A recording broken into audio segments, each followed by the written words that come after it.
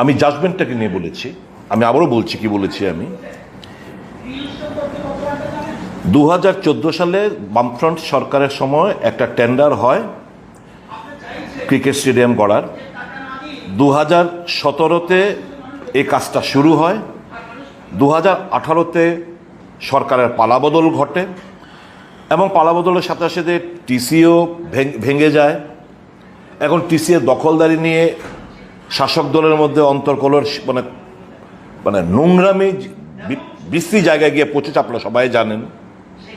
তখন এই জিনিস দেখে হাইকোর্ট এবি পালকে এখানে অ্যাডমিনিস্ট্রেটর হিসাবে বসালেন। তার কিছুদিন পরে বিকে রায় সাহেব, বিমলনন্দী মজুমদার অ্যাডভোকেট এবং অরুণোদয় সাহা, যিনি আগেকার ভাইস চ্যান্সেলর ছিলেন, ওনাদের 3 মেম্বার কমিটি বসানো হলো। পরবর্তী সময়ে ইলেকশন নামে নোংরামি হয়েছে, আপনারা জানেন। মানিক শাহ এলেন।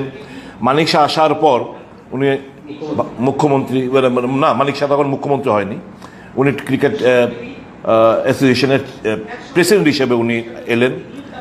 উনি চেষ্টা করলেন যে এই যে company Ram Kripal Singh construction private লিমিটেডের সঙ্গে এই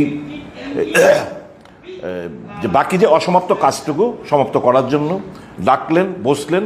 এবং ওখানে 2019-এ রফা হলো যে দাম, যেহেতু আমাদের কাজটা বন্ধ হয়ে রয়েছে 2017 থেকে, জিনিসপত্রের দাম তো বেড়েছে, 13 কোটি টাকা আমাদেরকে এসকেলেশন প্রাইস দিয়ে দাও।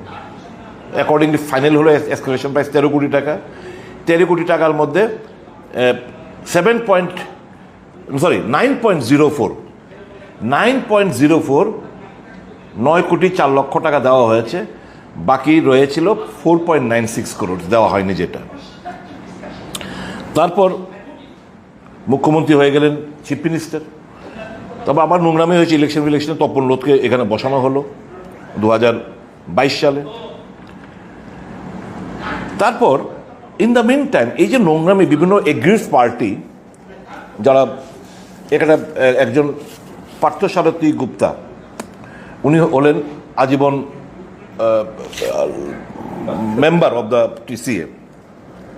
উনি একটা দরখাস্ত করলেন এবং এটার মধ্যে উনি দাবি করলেন যে দুর্নীতি হয়েছে ওই এমবিবি স্টেডিয়ামে ফ্লাড লাইট নিয়ে, এটার একটা তদন্ত হোক এবং বলল ইলেকশনটা খুব দ্রুত সম্পন্ন করা হোক। এটা জাস্টিস অরিন্দম লোধের কোর্টে ছিল 2023 সাল থেকে।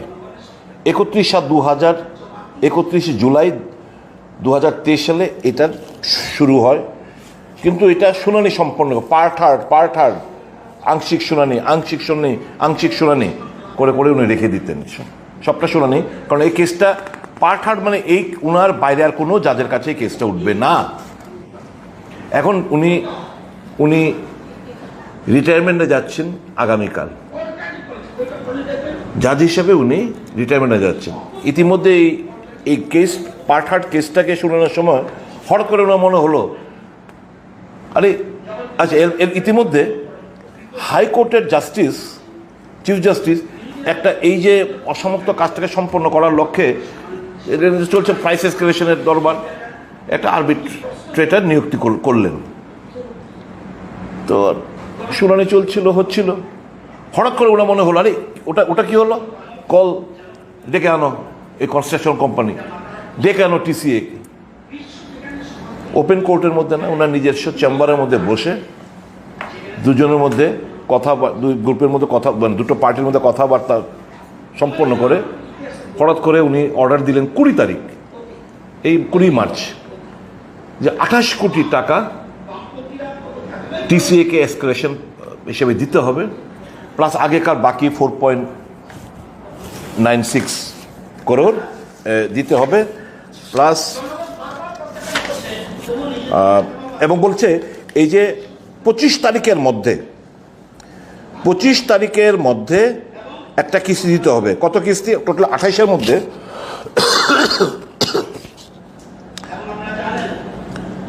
বলছে তোমাকে প্রায়, আমি বলছি দেখুন, এই যে বাই 25 করোড়, 28-এর মধ্যে 25 কোটি টাকা তোমাকে 25 তারিখের মধ্যেই তোমাকে পেমেন্ট করতে হবে, টিসিএ কে বলছে। কবে? 20 তারিখ। টিসিএ রুলসের মধ্যে বলা রয়েছে, নতুন রুলসের মধ্যে বলা রয়েছে 21 দিনের আগে কোনো মিটিং ডাকা চলবে না। আর আর্জেন্ট ব্যাপার স্যাপার হলে মিনিমাম 10 দিন ক্লিয়ার এজেন্ডা দিয়ে 10 দিনের আমাদেরকে সময় দিতে হবে মেম্বারদের। হঠাৎ করে 20 তারিখে একটা ফিক্সড, ওদের 21 তারিখে একটা ফিক্সড একটা মিটিং ছিল। সেই মিটিং মধ্যে একদিন রাত্রির মধ্যে এরা এই এজেন্ডাটাকে ঢুকিয়ে 28 কোটি 25 কোটি টাকা, মানে এই টোটাল যে হাইকোর্টের যে মানে অরিন্দম লোধ সাহেবের অর্ডারটাকে মানে কগনিজেন্স দিতে কি মান্যতা দিতে এবং টাকা খুব দ্রুত যেন পেমেন্ট করা হয় 25 তারিখের মধ্যে 25 কোটি টাকা। 25 তারিখটা কেন বলছেন? অরিন্দম লোধ সাহেব 25 তারিখে উনি রিটায়ার হচ্ছেন, কাজে 5 দিনের মধ্যে 25 কোটি টাকা দিয়ে দিতে হবে। আর বাকিটা বলছে যে 4.96 প্লাস আরো যে 3, এটা তোমরা 7 মের মধ্যে দিও। তো ওয়াই 25 কোটি টাকা?